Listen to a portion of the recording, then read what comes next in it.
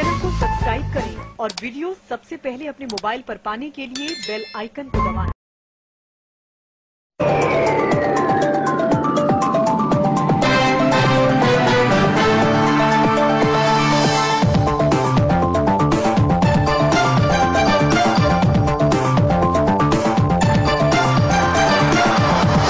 राहुल गांधी किस मुंह से संविधान लेकर के घूम करके जनता को बेवकूफ बनाने का काम कर रहे हैं। किसी भी संविधान की आत्मा उसका प्रियम्बल होता है, प्रस्तावना होती है।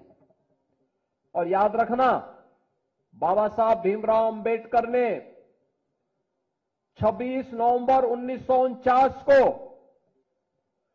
जो संविधान का ड्राफ्ट तैयार किया था, जो संविधान भारत की संविधान सभा को सौंपा था, उस संविधान सभा में प्रस्तावना में 2 शब्द नहीं थे, सेकुलर शब्द भी नहीं था और सोशलिस्ट शब्द भी नहीं था। कांग्रेस ने अपने हित के, अपने स्वार्थ के लिए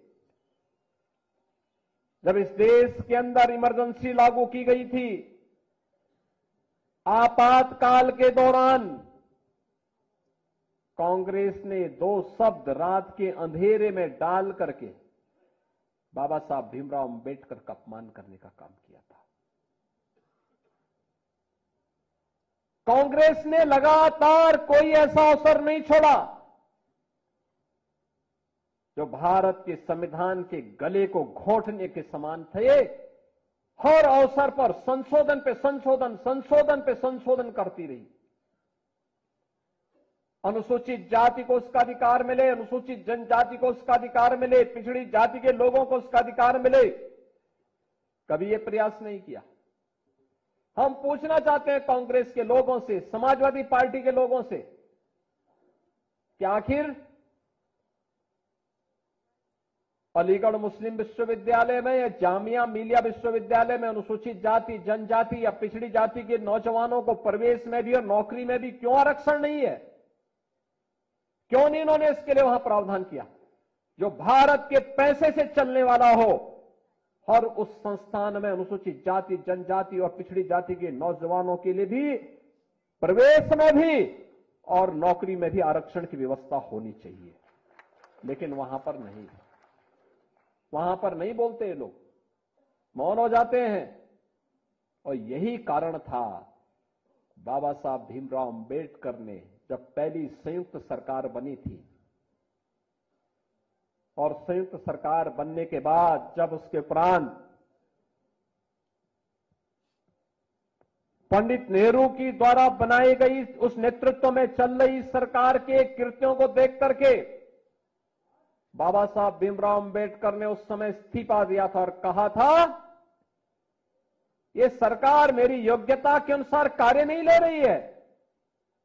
मैं पहला भारतीय हूं जिसने अर्थशास्त्र में पीएचडी की है, शोध किया है, भारत के निर्माण में योगदान देना चाहता हूं, लेकिन मेरी कोई उपयोगिता नहीं करते।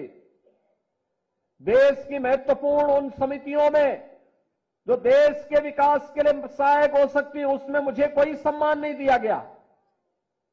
मेरे अनुसूचित जाति, जनजाति के लोगों के हितों के लिए, वंचितों के हितों के लिए इस सरकार के एजेंडे में कुछ भी नहीं है।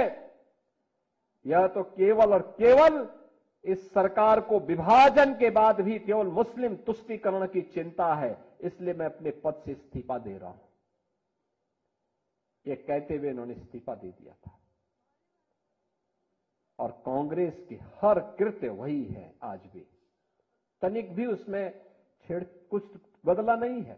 उम्मीद है आपको हमारी ये खबर पसंद आई होगी। आप इसे लाइक करें, अपने दोस्तों के साथ शेयर करें और कमेंट करके अपनी प्रतिक्रिया बताएं। अगर आप पहली बार हमारे चैनल से जुड़ रहे हैं तो चैनल को सब्सक्राइब करना ना भूलें। यही निवेदन आपसे।